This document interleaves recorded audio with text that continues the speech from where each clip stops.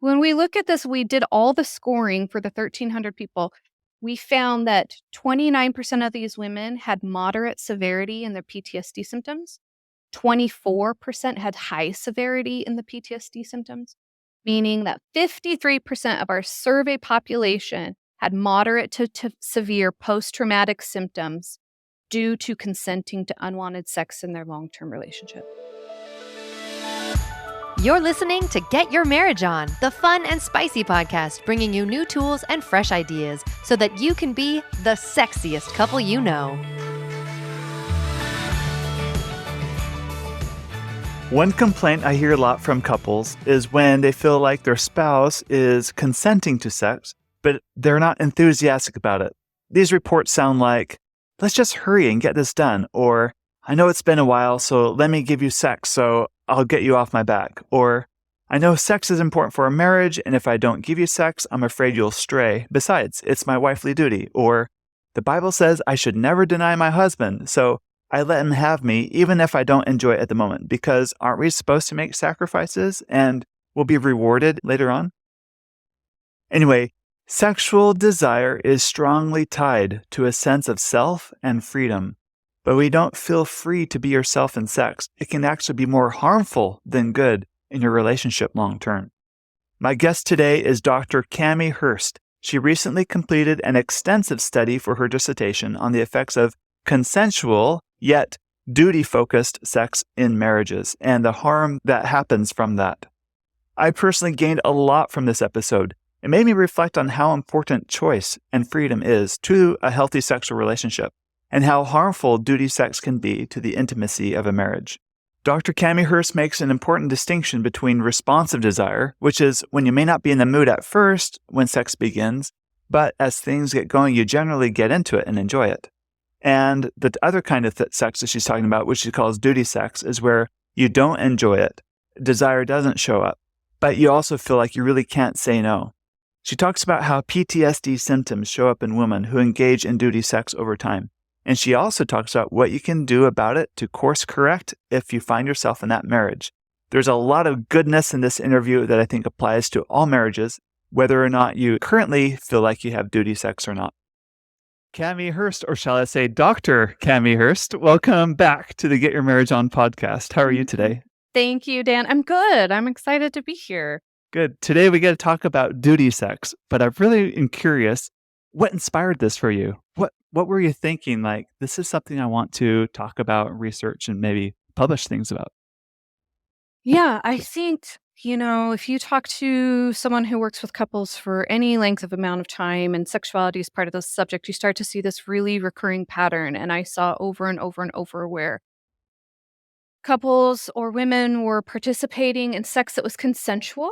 It wasn't non-consensual, but it wasn't wanted by the female for many reasons. And there just started to present all these women who, had hyposexual desire disorder, really low desire, and there wasn't a biological factor, there wasn't past trauma, but there was this pattern of consenting to unwanted sex. And so when it came time to do my dissertation, I decided that's what I was going to intensely study for 12 months. And so Good. it was really a problem that needed to be solved. And it's anyone who's worked with couples or even women's health would know, oh, this comes up all the time. And we're like, well, I'm not sure your hormones are okay. And you're in a decent relationship and you don't have any history. And so I don't know. And so I was looking to find an answer to that so that we could stop saying, I don't know. Gotcha. So it's a general pattern. They don't have a lot of sexual desire. Mhm. They're not saying no, per se. They're consenting to it, but still it's unwanted. They're not enthusiastic about it. Is that? Not enthusiastic about it, probably aren't enjoying it, understand very little about it, how it could benefit them, this running narrative that, sex is for men and it's my obligation to meet that need. So very much this old traditional viewpoint with tons of patriarchy poured in about roles, obligations all around sex that lead to there not being much room for the woman to explore or to enjoy or to even know herself as a sexual being. So, Gotcha. That reminds me of this couple that I'm coaching. They've been married for over a decade. And for her, it's what the story she tells herself is, I know sex is important for my marriage. And I know he's a lot happier when I give him sex. So every 3 days or so, I know he's going to ask. So I give him sex. But there seems to be a lack of enthusiastic participation in it. And she's sure, wondering yeah, why it's she a has favor. desire. Yeah, it's Uh-huh. definitely a favor. It's a role she's playing. It's an obligation she's meeting. And, with the women that we studied, for the majority, this is very problematic, and we can look at really clear cut symptoms. For some women, it's not as big of a problem. And so we do have to be really clear that for a majority, this is incredibly dangerous. Long term, it will probably kill a female sex drive. But for maybe 40%, it won't. And it all depends on a few certain factors. So we when we get there, we'll talk about um, women who actually experience this as traumatic versus women who don't see this as very problematic. And there's some contextual factors there that are really important. Um, Okay. yeah, the research was qualitative and quantitative. So I have just pages and pages and pages of women's stories, paragraphs at the end of the survey of how they felt. And one woman was saying, she went for about 20 years thinking she must be asexual. She'd never had a sexual partner and she wasn't enjoying sex in the marriage, but she was just really complying. Uh-huh. Um, they ended up separating and she had kind of a rebound relationship where they were sexual. And when that partner, she wasn't quite in the mood, she said, I don't know him. I haven't been with him 25 years. I don't owe him anything. She said, no, I'm not really in the mood. He said, oh, that's fine. You never owe me anything. It was this floodgates of opening. That was the key that unlocked her desire. And she's like, I am a sexual being. But it had to be for her, right? It Yes. had to be with Uh-huh. the context of you don't owe me anything. And that was enough that turned the key that made her feel safe enough to figure out what this was for her and Mhm. not just reacting to a partner. Um, and it's fascinating. I couldn't read too many of the stories at a time because some of them were just so painful. It really did. That was the hardest part of going through the research. The numbers were easier, but the stories were hard. They were heartbreaking. Oh, I can only imagine. Mhm. Mm. Yeah. So, where do we begin? What are the telltale signs that your duty sex is the norm in your relationship? Well, first, we kind of have to untangle this idea of wanted and consent because in the past, that's really been used interchangeably. So first, let's untangle, consent means it was agreed upon Uh-huh. and wanted was the degree to which you were interested. And this is different from a responsive desire pattern. So Okay. if you've talked on your podcast before about how some humans experience desire as Spontaneous spontaneous versus responsive and so versus on. yeah, Uh-huh. we are not talking here about women who have a responsive desire system where they're, not really thinking about it or in the mood at first, but once they get into the sexual experience, they have a good time and afterwards they felt like they were glad they participated. They had pleasure, they felt connected, it was a bonding experience. These are not the women we are talking about. We're not talking about responsive desire. We're talking about women who agree to have sex.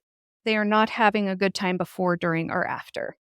Gotcha. That's good Um, to clarify. Uh-huh. Yes.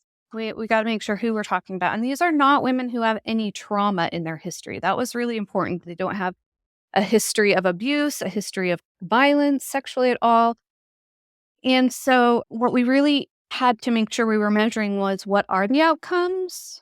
We were looking at 4 different Mhm. avenues. What are the emotional outcomes? What are the psychological outcomes? What are the sexual outcomes? And what are the relationship outcomes of these women? Uh-huh. And first, we had to test for coercion because many people are so sheltered in our sexual education that they don't understand the difference between coercive sex and like rape, which is forcible. And so, when we're talking about coercion, we're talking about verbal and emotional coercion. And Gotcha. it was fairly prevalent. I mean, 30% at the highest, which the most common coercive behavior was the partner repeatedly asking over and over after they received a no. So Uh-huh. everyone needs How to about feel now? How about now? yes, How about now? everyone yes. Everyone needs to Uh-huh. be aware of what is sexual coercion, and it has Uh, no place in a healthy bedroom, no place in a healthy relationship. and that could be really covert too, right? It's like, well, I did the dishes and the laundry, put the kids to bed, and Yes. expecting you to, like, as if it's a Mhm. transaction. You owe me Yes. sex Mhm. now. Mhm. Yes. Yeah, that was about 10% where the partner would use their position or what they offer them, hoping it would be Mhm. transitional. "Well, I'm the breadwinner. Well, I've worked so hard. Well, I just took care of Uh-huh. the kids," looking for a reward. That is coercive. If there's been a no, anything that comes after the no is an attempt at coercion, and that is an abusive tactic, and your spouse's desire will say, "Absolutely not, not in this environment," and desire will drop. No, why would you want to desire that kind of sex? No, that No. that that is our protective subconscious saying, "Not this way," Mhm. right? Right. So Mhm. in all of the outcomes, we measured those who had some coercion in the relationship and those who had no coercion in the relationship and found that those with coercion in the relationship, they scored like 2 points higher in all of this, in the symptoms. Not a Their big symptoms factor. were worse. It's not the only factor. So it makes the symptoms worse, but this Uh-huh. can still exist without coercion. Gotcha. Um and so some of the participation quotes were really interesting around coercion. Like participant 86 said, "He was never coercive. He was only pouty and mad at me. And it was easier to consent than deal with his emotions." No, honey, that is coercion. Participant 105, "His need for sex often outweighed my disinterest in it."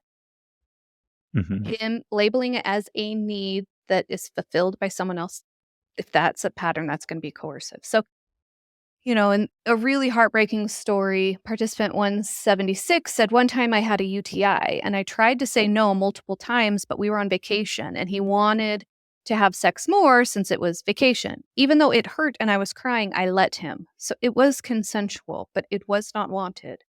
I could have said no more times, it only needs to be once, right? But I Mhm. figured if he didn't listen the first 2 times and he can see my physical reactions that I'm in pain and crying and he still kept going, his need must be greater than mine." That is crossing over from coercion into abuse. Gotcha. And so we've got to be really clear in our relationships about whether we're practicing consent and not, Uh-huh. you know, and consent means no presence of coercion. Right, right. And I know we're going, deviating a bit, but is there a sense of this idea of like that last heartbreaking story, even though it was so painful for her with the UTI, like his need must be greater than mine. Like Yeah, there's a lot of myths about there's what this, men can like handle and it's not noble handle. to sacrifice. It's noble Mhm. to give. And there might be virtue in that in some contexts, but I don't do think in some this people kind one. of distort that, do you I think? think the fantasy around our goodness and our sacrifice will bring Mhm. the blessings of heaven.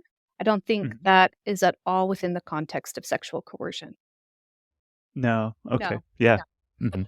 No, that there's nothing good that's gonna come out of something that is harmful, right? No matter how much you've It makes sacrificed. perfect sense.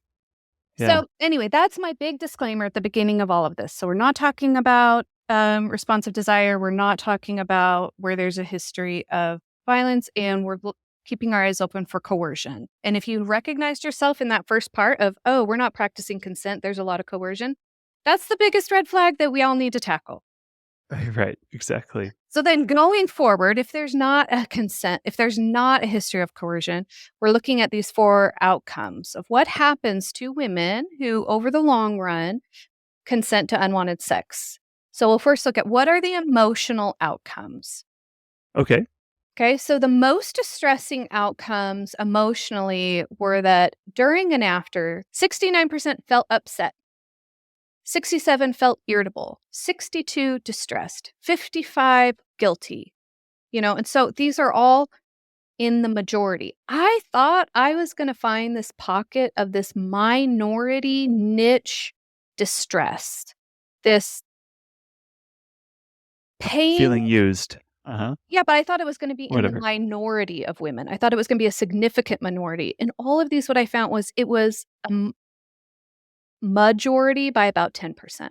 Like, Oh, so here we're talking 69, right? It's over right. 50% of the women feel this way. And how in the world would it be logical if after you had sex, 69% of the time you were feeling upset, irritable, distressed, alert, guilty, and ashamed? How in the world would your sexual desire mechanism want to encourage you to keep doing this? It wouldn't. No. It would say, "This is no fun for us. I don't like it this way." Um, so emotionally, the outcomes they're sad outcomes for many women. For a majority of women, for up to 70% of women, before, during, and after they felt upset about sex, they're going to have a desire crisis in Yes. a relationship. And so the next was we looked at psychological outcomes, and Okay. for all of these were not my assessments. I found validated assessments that have 10 or more years behind them as saying this is a good way to measure this. I didn't make any of this up. I wasn't prepared to do that. So we found assessments that have been validated, right? So what we used for psychological outcomes is we used the PCLS, which is a PTSD symptom for assessment for specific experiences.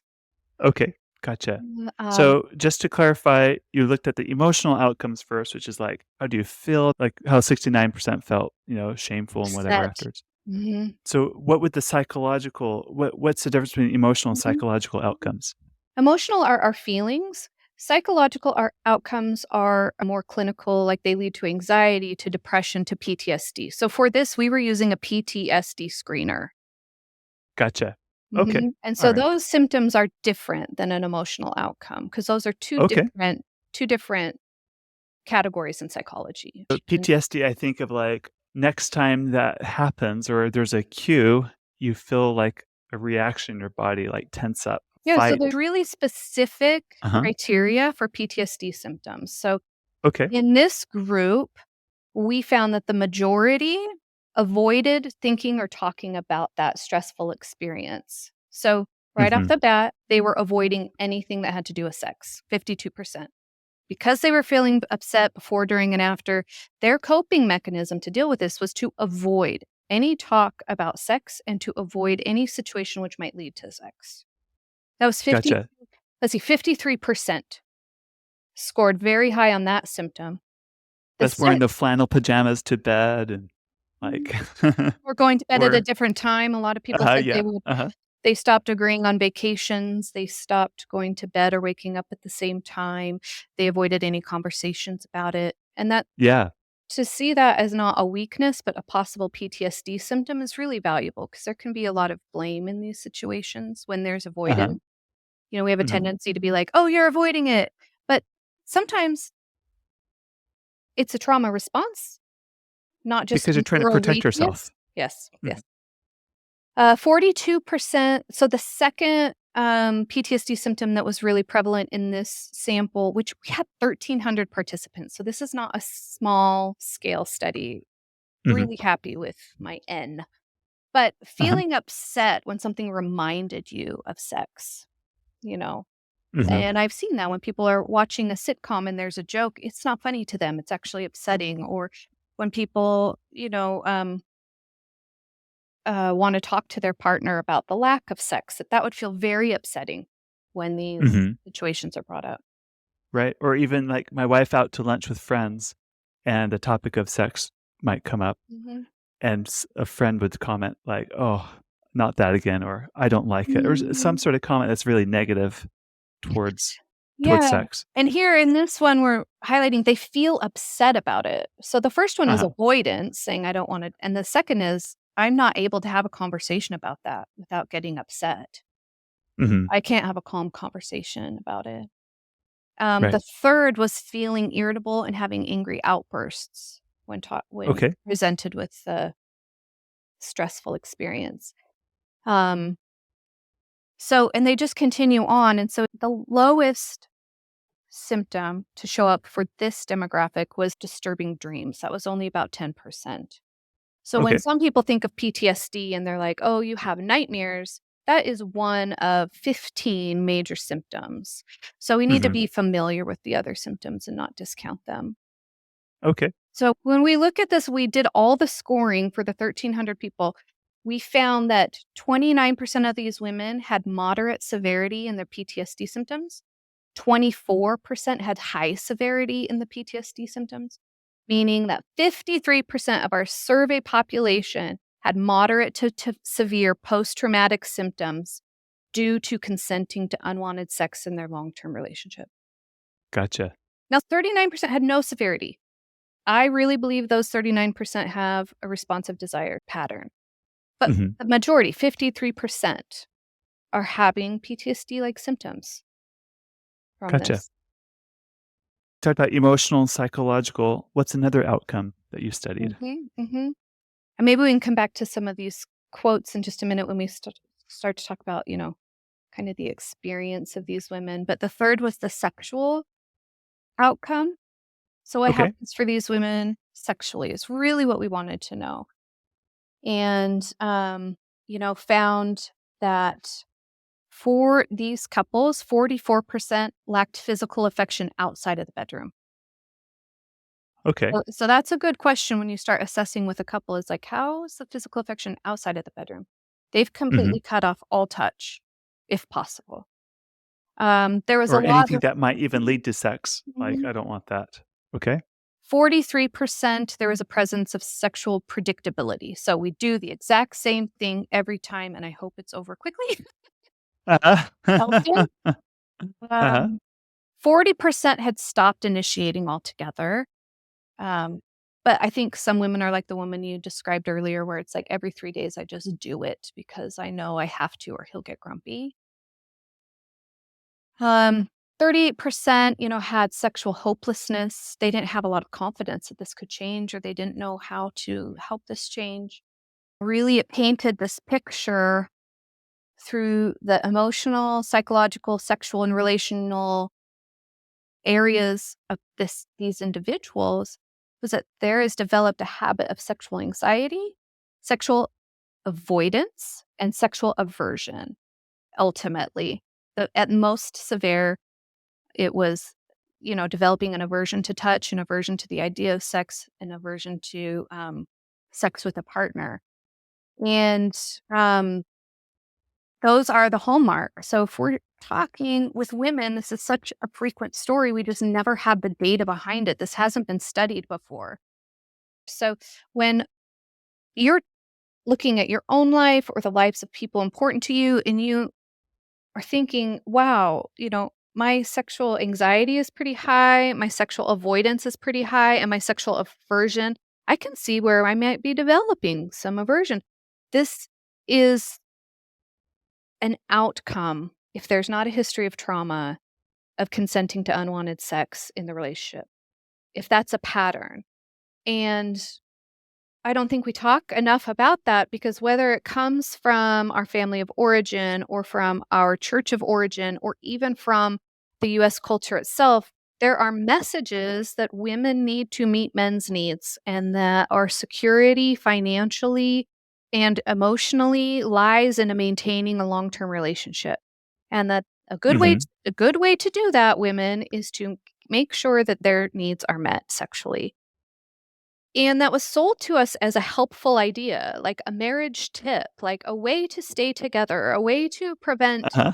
you know, um, and it's not good advice. It's terrible advice. It's the worst Uh-huh. Uh-huh. advice. Yeah, so Uh-huh. we need to challenge that in all these areas of where did we get this message? Why do we keep perpetuating it? Um, Well, I think this makes perfect sense that I if you're gonna make sex an obligation, there's gonna be very little desire to do it. It's not mhm. just sex, like, if someone compelled me to do something that I didn't want to do, I'm gonna find very little desire to keep doing it because 'cause I'm Yeah. compelled to do it. Yeah, and some people will say on forums, I see all the time, some dude will pop in and be like, "How is this not the same as doing the dishes? You don't want to do the dishes, but you've got to do it." I'm like, "Hey, if someone after doing dishes scores for moderate to high PTSD symptoms, we might be rethinking doing the dishes." But I don't see a lot of Uh-huh. women in my office who are scoring high for PTSD symptoms because they're doing the dishes.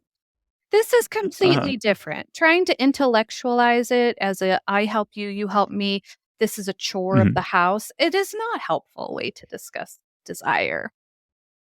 Okay, you talked about the messaging that we've heard that's not been helpful. What's a better message to internalize instead?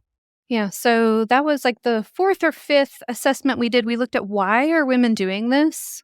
Why are we consenting to unwanted sex? And I'll just read you the top 5. How about that? Mhm. These are all scored. The top 5 reasons are all 60 to 75%. So they're significant. I felt it was necessary to satisfy my partner's needs. Number 1. Okay.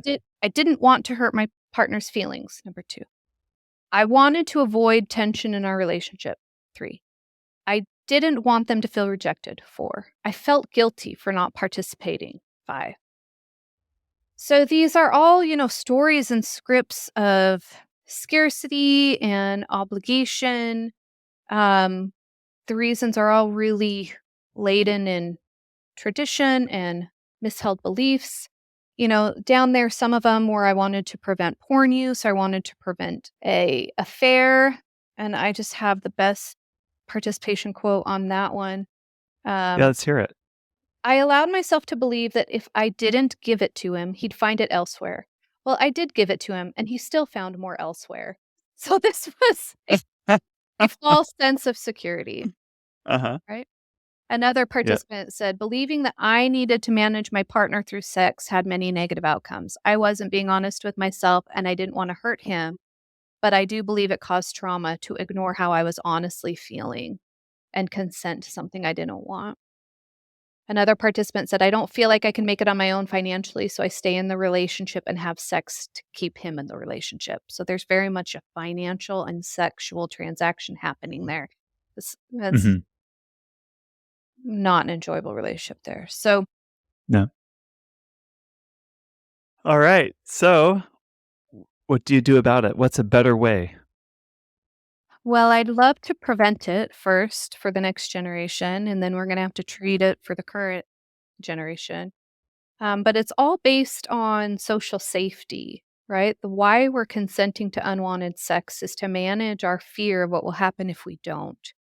And so in my paper, I have quite a lot of research about social safety and the things that we do to maintain safety in relationships. Um, and so the first thing we need to do is make that a priority in the relationship, that there is social safety, that how you think and feel about something matters, that I'll take it seriously without taking it personally. After we have this agreement of what we want in a relationship, we really have to define consent. So many couples don't understand the depth of consent at all. And being able to say, first, let's root out coercion. Let's root out coercion. And then we need to figure out if we can have some coercion free desire discrepancy tools. I think I think that is why there is coercion in so many relationships is because they don't have any tools to deal with the desire discrepancy other than trying to talk each other into it. Gotcha. Now, desire discrepancy is very common in Very common. relationships. Mm. But what does it look like in the midst of a desire discrepancy? How to deal with consent and navigate that better for the Yeah. couple? I'm Like, fairly you've given us a Mhm. lot of examples of what not to do, but Yeah. what's an example of what to do? It goes both ways. So, we should men do consent to unwanted things also. So, but in my study, we were specifically looking at women, and so I'm convinced that if in those first 1 to 3 years it there was consequence-free consent, this wouldn't have developed. Somewhere in the beginning of the relationship, the female learned, when I'm honest about how I'm feeling about sex, there is a negative consequence. There's a husband huffing and puffing in the bed next to me. I've heard stories of someone slamming the door. I've heard, repeatedly, come on, come on, come on. It's been this many days. I think if in the beginning of the relationship, that very, very beginning stage, there was consequence free consent Uh-huh. with an understanding of sexual health principles, that is what would establish sexual safety.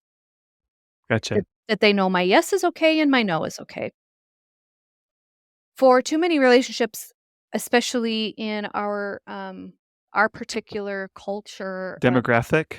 our particular There's also a demographic. maturity factor too. I'm thinking about my Mhm. 22, 23-year-old self. I don't think I would have grasped that concept as well. No, no, our young adult selves were cheated. Our young adult selves were sheltered from information that could have been extremely helpful. Um, It makes me mad at the system, actually, because this didn't have to happen if we would have had some discussions about consent and some discussions about fluctuating desire and some discussions about desire discrepancy strategies. So much pain for the couples I'm talking to in their 30s, 40s, and 50s could have been avoided if there was a system, whether it was our family system or our church system or our school system, that gave us some actually useful sexual health education. Gotcha. Including consent and managing other people's feelings. And There's a what lot of that going on. Yes, totally, totally. And so it gets a little trickier because I think prevention is often the easiest answer. Yes. But how do Uh-huh. we do it, right? So what I'd So like parents, listen up. You got to Yes. teach your children these things. Consequence-free consent. You didn't Mm. want your beans? That's okay. You didn't want to give grandma a hug? That's okay. Consequence-free consent. No coercion after they give a yes or a no. I mean, for certain things, there might be expectations about cleaning our room, but when it is within their personal power and it has to do with their body and their will, we need to be offering them coercion-free consent so that that feels normal in their body and that the first time they have an experience where there's coercion, they're like, "This is not right. Right. You were trying Right. to talk me into something I said no to." Right? Um, and so But for my proposed treatment model, what I want all practitioners to understand is to not use interventions that reinforce asking a woman to consent to something they don't want. So it's really tricky if a practitioner just jumps into some desire interventions, hoping that's going to cure her low desire. Uh-huh. Because a lot Uh-huh. of them are assignments. And so it's missing the point. So we have to go way, way, way back and allow the individual who's I'm calling this now consent to unwanted sex trauma, that it has enough criteria to look like a traumatic syndrome.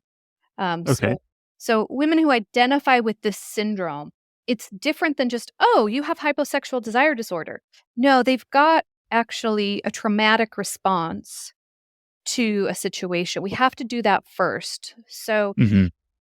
that's going to look like first establishing as a couple, do you guys understand the 6 principles of sexual health? Can you identify when exploitation comes into play? Can you determine when something might be coercion? Can you understand mutual pleasure? So we're going to go way, way, way, way back. Then we're going to strategize non-coercive strategies for desire discrepancy. And I'll end with one of those. I'll offer one to your audience. Here's what this is. Great. And then we establish sexual safety. Then we treat the trauma. We heal the resentment. And then we'll talk about desire interventions, because desire interventions are things like, we're going to now schedule sex. This is absolutely wrong thing to do with this woman. We are not going to Uh, reinforce that. They'll also uh-uh. give homework like, let's do sensate focus, not unless she wants to. Or we use sensate focus where, do you want to? Nope. Great. Where we are operating from a point of she's got to learn in her body that there is sexual safety and that there's consequence-free consent before we get to any of that. So I'm very cautious about what some coaches, MFTs, and even certified sex therapists are doing if they're just jumping into desire interventions, because this is actually a trauma treatment first, desire treatment second. Got it. Got it. What if you're in a relationship now and you're listening to this like, holy cow, there's a lot of duty sex. I do duty sex all the time and I hate it. I want to change this. I don't want to operate this way anymore. Mm-hmm. Is a first step then just to learn how to say no? And I think the first step let the is to decide if you have responsive desire or not, and if you match with these outcomes. So there would be women who would say, I have duty sex and I like it. In fact, I had that. I have pages of women who are saying, I never had a negative outcome. They're in that, 39% of women who this was not harmful for them. So too many people fearmonger and use the title of duty sex. It's like, But let's look at your outcome. What are you feeling before, during, and after most of the time? Do you have a pattern of avoidance, anxiety, and maybe some developed aversion? Um, Uh-huh. do you have enjoyable, satisfying sex? Meaning, does your body respond? Are you having a good time? Whether or not you orgasm, an orgasm is not interchangeable with pleasure. It should not replace one because you can have a good time and have had an orgasm, and you can have a crappy time, and have had an orgasm. So Right. Uh-huh. so it's the first is, do I do this in my relationship? And the second is, do I have any of these symptoms? Because you might not. Mhm. And if you do, then we're going to start back with this conversation. Um, hopefully with a partner. You may need a therapist or someone there as a third party to help navigate the conversation of, hey, I just am realizing that my low sexual desire might have to do with a pattern in our relationship where I consent to something I don't want because I know you want it. So it's beginning that discussion. And then it's setting up sexual values of, okay, we need some agreements to hear that. 1, sex is consensual. 2, sex needs to be wanted by both parties. 3, my motivation cannot be out of what I'm scared might happen if I don't. Mhm. And 4, we welcome honesty free from consequences. So those are like 4 couple agreements that need to be made in the beginning. And then we start to practice what that looks like, what those 4 agreements in a relationship look like to start healing from this. Mhm. That's gonna take some growing up to do. It's gonna take some maturity Tons. on both parts to address Tons. those. It's Mhm. not gonna be easy because that's not the muscle you've been flexing all along. Now Mhm. you gotta really step up into doing something differently, which may Mhm. be uncomfortable at first, but you gotta stick to it. Mhm. Mhm. Yeah, yeah. And so you'd asked, what are non-coercive strategies for desire discrepancy? And I'll just real Yes. quickly go over one that I use for my couples. So pretty Mhm. on, we try to come to a definition of sex that is non-performative, non-focus on an outcome or an orgasm, and often will Mhm. land on, this isn't my definition, this is Marty Klein, but that it is physical pleasure and connection. And Gotcha. I love so that definition. Uh-huh. And so if someone is wanting, instead of offering sex or requesting sex to a partner, the initiating partner would request physical pleasure and connection. Hey, I'd really be in the mood That for, sounds so clinical. "Hey, well, babe, it's do you going want some to. physical pleasure and connection?" Well, we're going to have to get clinical. We're going to have to get uncomfortable because the patterns that are comfortable in this situation aren't great. So I'm okay if it feels awkward. 'Cause Uh-huh. something's gotta give, because I mean, in the most extreme, it wasn't super extreme to have these couples reporting a complete sexual shutoff, that they hadn't had sex in years. That's not unusual for Mhm. me with my clients, so I'll use that as buy-in. "Hey, do you want a fairly regular, enjoyable sex life? Then we're gonna have to get uncomfortable. We're gonna have to say stuff that sounds weird." So it Yep. would be, Mhm. I'd love to connect. I'd love some connection pleasure. Mhm. Um, "Do you think tonight would be a good time?" Then that person consequence free. Tonight's not a great time. I could do maybe tomorrow, maybe this morning, right? So that there's some negotiation on when. Right. But then the receiver of the invitation, it's their job to then throw out 3 ideas that sound wanted and enjoyable to them. Of, okay, I can imagine um if we went down and threw rocks at the river, that would be some physical pleasure and connection. I can imagine, let's just shower together and take a lot of time washing each other's hair. But they're setting the limit. Uh-huh. I'm not really interested in any penetration, maybe not even any genital touch, right? Genital touch, Or whatever. Uh-huh. 3, yeah, or 3. Let's just strip down and watch a favorite movie while we fall asleep tonight. So they are responding to the need for physical pleasure and connection. And then the Mhm. initiator gets to choose from those 3. And it might come down to the fact of like, "Nope, I really just wanted an orgasm." Okay, then you might need to take care of that yourself Yeah, because right. other um, Collaborate as a partnership. Right, because exactly. we have to get really clear about what we're wanting. If your partner that you're initiating connection and pleasure with gives you some options and nothing but an orgasm sounds satisfying, then we have some work to do on that party's end about sexual health education, performance-based motivation, um, really, really narrow definition, right? So that opens up some blind spots to that party, being like, "Oh, you are, let's get honest. Are you really after an orgasm? And you don't really have interest in these other things or her experience." Okay, that's where we're gonna start then, you know? So that is one non-coercive strategy for desire discrepancy that I'll have couples practice. And so there's not a lot of room for rejection. There might be some delay, but there will be some options provided. And then the person But who's it's done in the spirit of collaborating, Mhm, not performing a duty. mhm. That's the difference. And you're offering what you can imagine enjoying. And if there's been aversion, then this is also a form of some exposure therapy. We're going to go way, way back. Let's get comfortable holding hands again. Let's get comfortable just laying next to each other. We're going way, way back so that that security can be relearned in her body. Uh-huh. That And this established and built up from there. that this is enough and this is enjoyable. This is enough, this is enjoyable. Just you need dozens and dozens and dozens of those experiences to feel sexual safety. That this is enough and it's enjoyable. Um, and so that's a non-coercive strategy for desire discrepancy that I'll often start with my couples, where it is collaborative, but also it's honest, it's focused on pleasure and connection.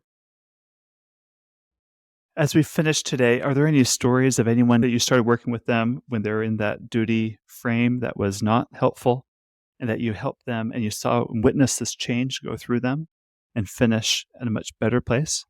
Yeah, I've got a couple situations come to mind. One is kind of a sad pattern I've seen where women will come in and, often it's like, maybe I'm gay, maybe I'm asexual, but I do not have any desire. I can't remember having desire since maybe the engagement, even because right off the bat, the honeymoon wasn't consensual or focused on her pleasure. It was just a messy fumble. She started to protect herself from that day forward, right?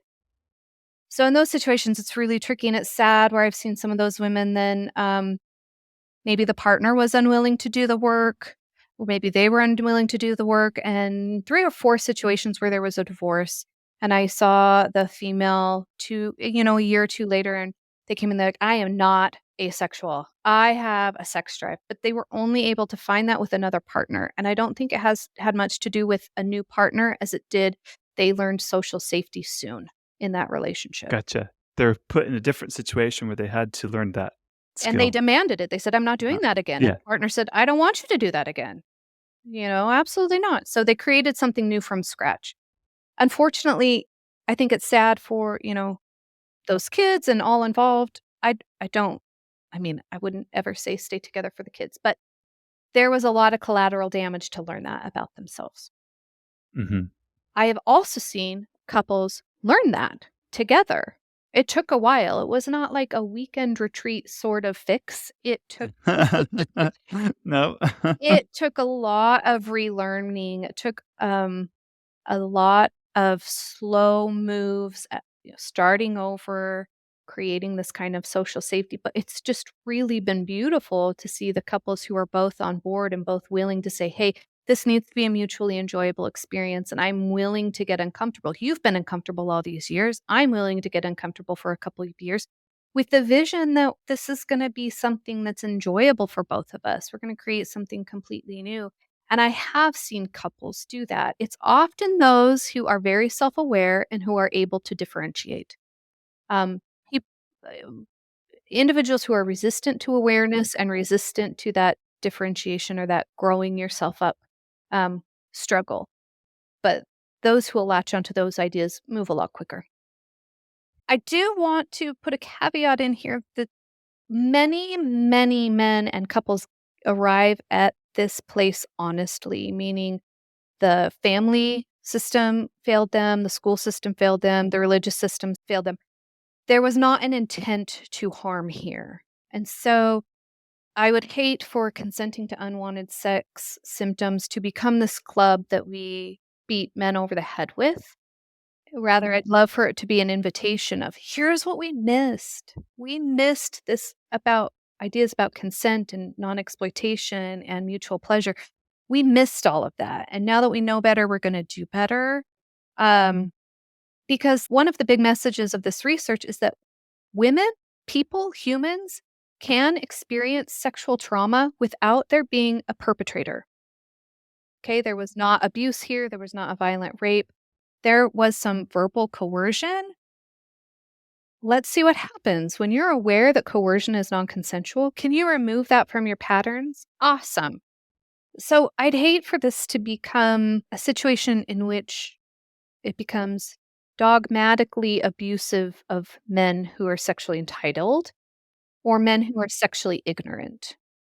I'd love for it to be an invitation to address sexual entitlement and to learn sexual principles that lead to health in the relationship. So I hurt for both the man and the woman in this situation. I hurt for both. It's harmful for both. But it's important to be aware of the patterns and what they lead to. And that if this is some of the messaging that you, either as a male or a female, ingested in your upbringing, they're myths that we really need to root out if you want a long-term, mutually enjoyable relationship. That's really good. Thank you. Ah. If people want to learn more about you and your work, what's a great way for them to find you? My website is camihurst.com. I have a podcast called Sex Therapy 101. It's been on hiatus the last 12 months as I've done this work. Going to be starting again. In 2023, I hope to start some groups for women, one around desire and one around orgasm. And then I do run a private practice, and I am taking new clients right now. But that just kind of shifts. So as someone leaves, I take someone new. So people can definitely email me if they'd like to work with me. It's Cami at camihurst.com. But I'm on Facebook and Instagram, and that's about it for right now. Excellent. Thank you. We hope that you enjoyed this episode of Get Your Marriage On. And if you did, we would love it if you would take a few seconds to give us a rating on iTunes and to share the show with your friends. They'll thank you for life. Once you've done that, you can head over to getyourmarriageon.com for more resources about today's topic and to download our amazing marriage apps. Now go get your marriage on.